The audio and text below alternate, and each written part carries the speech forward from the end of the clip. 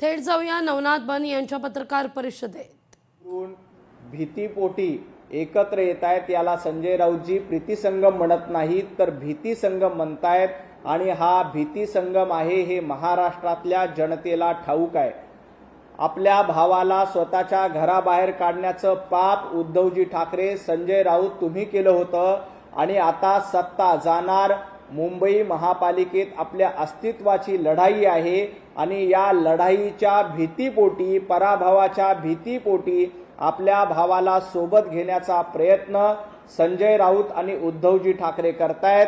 त्यामुळे तुम्ही याला प्रीती संगमासारखं चांगलं नाव देऊन त्याची बदनामी करू नका। तर हा प्रीती संगम नाही, भीती संगम आहे, हे लक्षात ठेवा। ज्या पद्धतीनं महाराष्ट्रातील जनतेनं तुम्हाला नाकारण्याचं काम, तुम्हाला घरी बसण्याचं आवडतं काम दिलंय, अगदी त्याच पद्धतीनं मुंबई महापालिकेत देखील तुमचा पराभव होणार हे जवळपास निश्चित आहे। गेल्या 5 वर्षामध्ये देवेंद्रजी फडणवीस यांच्या नेतृत्वामध्ये मुंबईमध्ये ज्या पद्धतीचा विकास झालाय, मुंबईकरांना पुढे घेऊन जाण्याचं काम देवेंद्रजी फडणवीस आणि महायुतीच्या नेतृत्वात होतंय। त्यामुळे मुंबई महापालिकेत तुमचा पराभव होणार हे जवळपास निश्चित आहे आणि ही पराभवाची भीती तुमच्या पोटात असल्यामुळेच तुम्ही राज ठाकरे यांच्या सोबत जाऊन प्रीती संगम करण्याचा प्रयत्न करतायत। परंतु हा प्रीती संगम नाही तर भीती संगम आहे, हे महाराष्ट्रातल्या जनतेला ठाऊक आहे।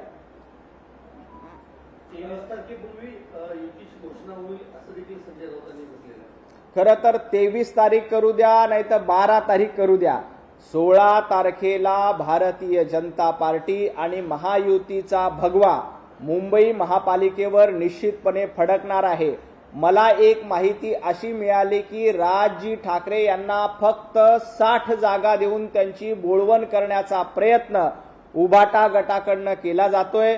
परंतु उभाटा गटांच्या 60 जागांच्या ऑफरवर राजजी ठाकरे यांची मान्यता नाही।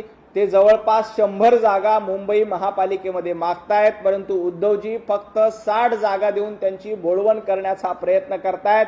त्यामुळे ही जी काही युती असेल किंवा भीती संगम आहे तो उद्याच होईल का याची खात्री नाही। राज ठाकरे फक्त 60 जागांवर समाधानी होतील असं वाटत नाही।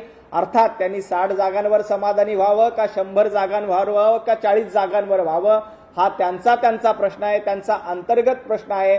परंतु आपण काल नगरपालिकेच्या आणि नगरपंचायतीच्या निवडणुकीमध्ये बघितलं, महाराष्ट्रातील जनता देवाभाऊंच्या पाठीशी आहे, महाराष्ट्रातील जनता एकनाथजी शिंदे यांच्या पाठीशी आहे। आणि महायुतीच्या जोरावर ज्या पद्धतीने आम्ही नगरपालिका नगरपंचायती निवडणुका जिंकल्या, अगदी त्याच पद्धतीनं महापालिका निवडणुका सुद्धा महायुती म्हणून आम्ही लढू आणि जिंकू।